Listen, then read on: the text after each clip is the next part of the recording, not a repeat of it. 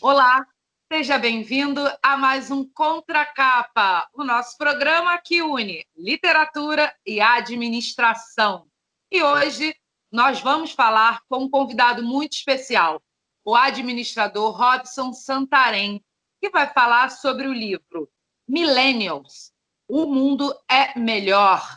Robson, essa afirmação é complicada, tudo bem?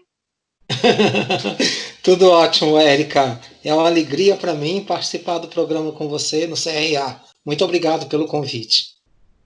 Obrigada a você. E fala pra gente, o mundo é melhor, Robson? Como é que surgiu a ideia de escrever sobre isso? Conta para mim.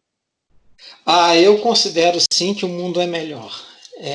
Eu vejo sempre na perspectiva do copo meio cheio. A gente tem problemas, é verdade que tem, mas eu acho que tem muita coisa boa acontecendo. Como é que surgiu a questão do livro? É uma história interessante. Eu, durante muitos anos, já tem mais de 7 anos, eu fui convidado para ser mentor dos jovens do movimento de empresa júnior, das lideranças de empresa júnior. E eu tive a oportunidade, o privilégio, a bênção de conhecer jovens incríveis em diversas universidades, no movimento de empresa júnior e na federação aqui no Rio de Janeiro.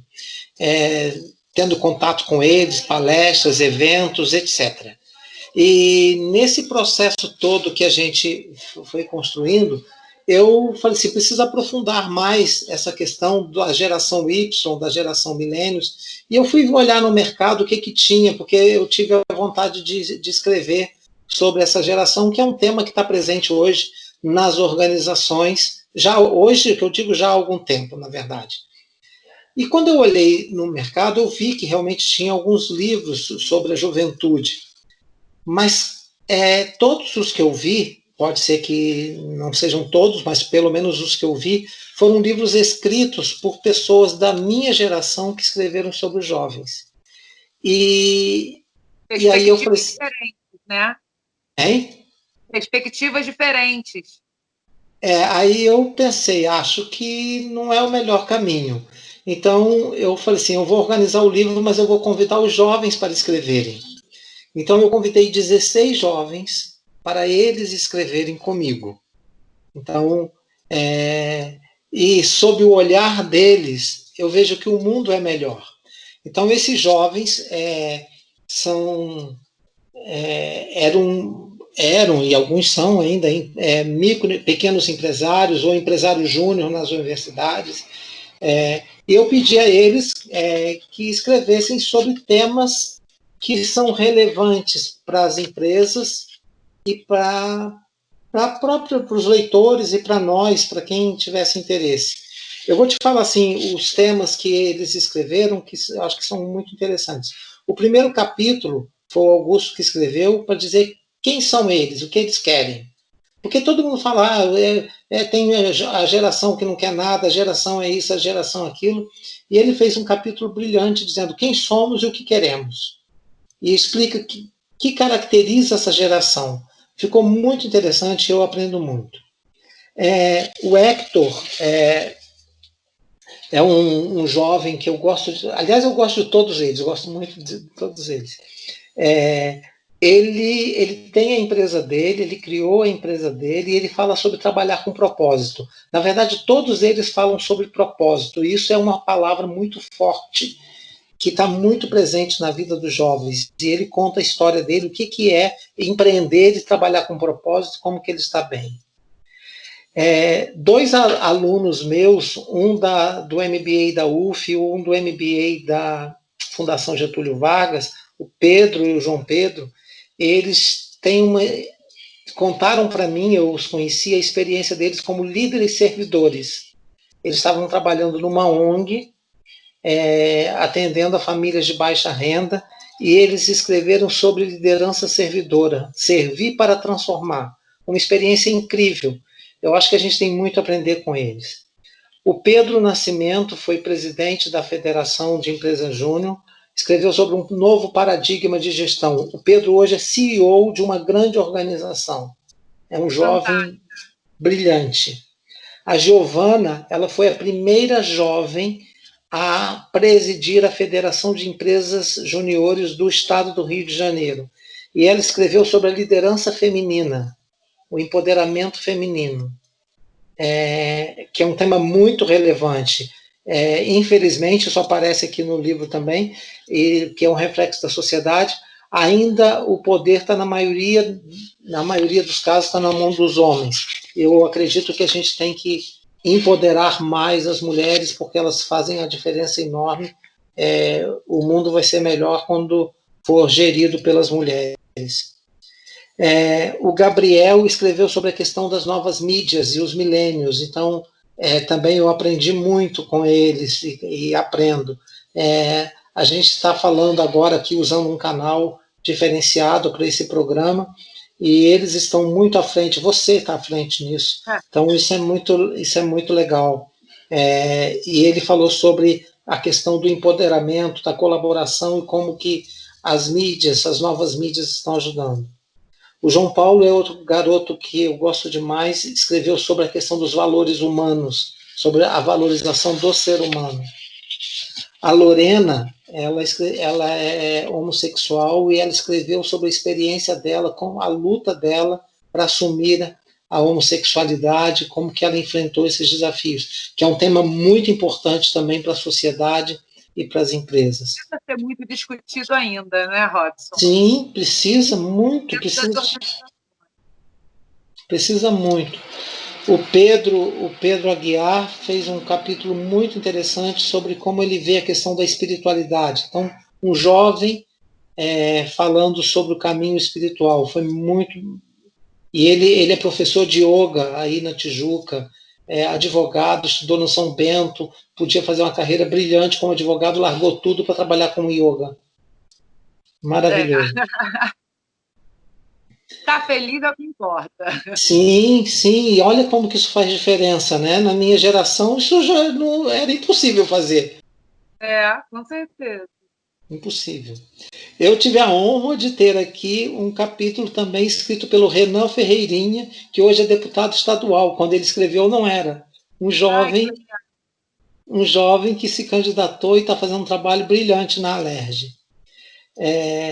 O Bruno e o Guilherme são jovens empreendedores que tinham, eu digo tinham porque eles mudaram os planos depois, uma empresa de educação em São Gonçalo, fazendo um trabalho brilhante de empreendedorismo, ganharam prêmios no Iniciativa Jovem da Shell, do Campus Party, fazem um trabalho fantástico com jovens, e eles escreveram: o que fazemos faz a diferença. O Marcos Barão presidiu a Federação do Rio de Janeiro e a Confederação Brasileira. Hoje ele é vice-presidente do Conselho Nacional da Juventude, está em Brasília, faz trabalho no mundo inteiro. Ele escreveu uma carta para os líderes do futuro. E eu não podia deixar de incluir a minha filha. Ela escreveu um capítulo sobre a vocação e defesa da vida. Por que eu a convidei? Porque eu vejo que muitos jovens têm dificuldade de escolher uma profissão, é sempre uma indecisão. E a Maria Clara, desde mais ou menos os 11 anos de idade, ela sabia o que ela queria fazer. E ela montou um plano para a vida dela, ela terminou a graduação em biologia, emendou no mestrado, terminou o mestrado, emendou no doutorado, e ela fez um plano para a vida dela e ela cumpriu bem esse plano. Então ela escreveu sobre o que é vocação, que vocação é algo que se constrói, não é algo que cai do céu, e isso pode ajudar muitos jovens que também ficam perdidos na hora de escolher o que fazer. Então esse é o resumão, falei muito do que é esse livro, mas acho que eu me alegro bastante, porque eu escrevi a introdução ao livro e escrevi a conclusão. O início e o final do livro são meus, mas o melhor do livro é o miolo. É verdade. E conta pra gente como é que foi trabalhar assim, não digo conflito, mas são gerações diferentes, temas que até pouco tempo eram pouquíssimo falados dentro das organizações. Como foi para você perceber isso, receber isso e organizar isso, Robson? Todos eles que eu convidei, eu conheço bem de perto. Né? Convivi com eles um tempo e convivo, alguns, continua a convivência, com eles, são jovens de muito talento. E eu sabia identificar que para trabalhar a questão da espiritualidade tinha que ser o Pedro. Eu sabia que para trabalhar a questão de novos paradigmas de gestão tinha que ser o outro Pedro.